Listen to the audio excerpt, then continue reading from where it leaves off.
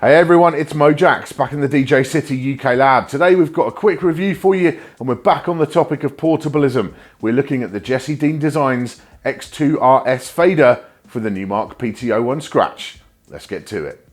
The X2RS is not Jesse Dean's first foray into the portablism world. Last year I reviewed the JDDX2R, an external fader which works with any portable setup, and I liked it a lot. But the Numark PT01 Scratch offers a new opportunity and challenge to modders. Lots of people want to upgrade from the stock Scratch switch, but at the same time it would be a big loss if they were to sacrifice the ability to use the unit as a true all-in-one device without an external speaker. So what's required is a fader which will simply drop in there right in place of the existing switch, between the turntable and the built-in speaker. And the X2RS is the first product to hit the market which achieves that.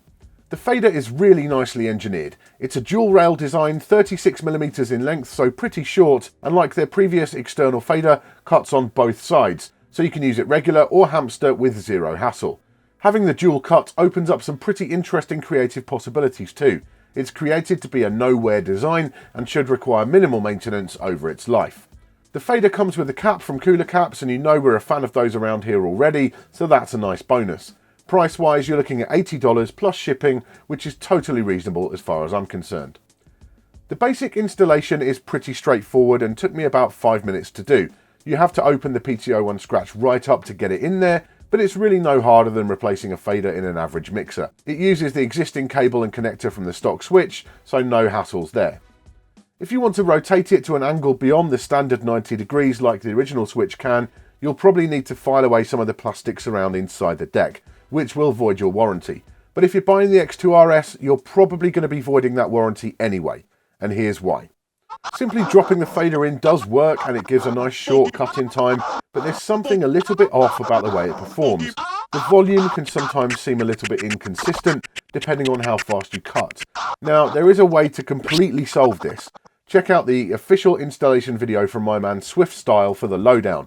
Not only does he give you the general install instructions, but he also demonstrates how to remove a specific capacitor from one of the boards inside the PT01 Scratch. That will achieve two things. First, it will make the cut super tight and consistent. Secondly, it will also completely invalidate any warranty you have left on your turntable. Is it worth doing? Well, my buddy Richie Roughtone did the mod to his deck, and you can see just how tight the cut is now.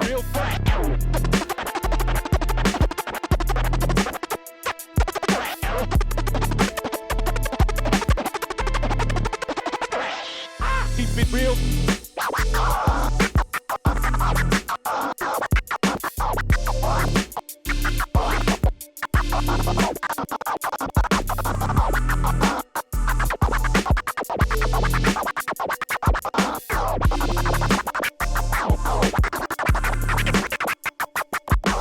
So as you can see, once that modification is done, the performance of the X2RS is absolutely on point. And so that's got to be my recommendation for anyone looking at buying this fader. If you buy it, you need to be ready to do that mod at your own risk and void the warranty on your PT01 Scratch. It's not exactly open heart surgery, but still a bigger step than some people might want to take. So there you go, my take on the X2RS from Jesse Dean Designs. You know, when the PT01 Scratch first appeared, it was clearly only a matter of time before some enterprising souls decided that they were going to retrofit a regular fader inside there, because as good as the Scratch switch that comes with it is, and it is good, you know, cut-in's really tight, it is a switch. It's got that tilting mechanism. Some hardcore turntablists are never going to get on with that. They want that regular side-to-side feel that you get from a fader. And so Jesse Dean is first out of the gate to give us a product that just drops in there. You don't lose any of the functionality of the turntable. You don't have to line, you know, rack up external speakers or any of that gear. Just puts it in there, fader, job done. And the design of it is fantastic. It really integrates so nicely into the turntable. The engineering is all on point. You know, it's designed to last a long time. It's designed to be low maintenance. And once it's in there, yeah, it just feels like part of the original product, which is cool, absolutely. Performance-wise, it's really, really good if you're prepared to do the mod. And that's the thing, that's the caveat with this.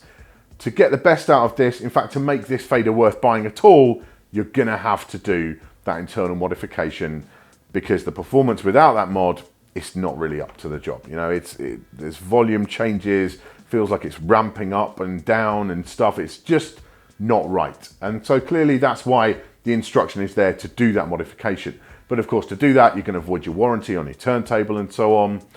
It's just something to bear in mind, you know. You're gonna have to do that mod. I would say this, when you've done the mod, is absolutely worth the 80 bucks that it's gonna cost you. If you're not prepared to do that mod, probably not worth doing. So just that's the caveat, now bear that in mind, because once it is done and it's modded up, as Richie has demonstrated, the performance is really on point. It's really tight. And I do love the engineering, I do love the design. Just bear in mind, yeah, you're gonna have to avoid the warranty on your turntable to make this one worthwhile. Thank you for watching today. Make sure you subscribe for all our future tips, tricks, and product reviews. I'll see you soon.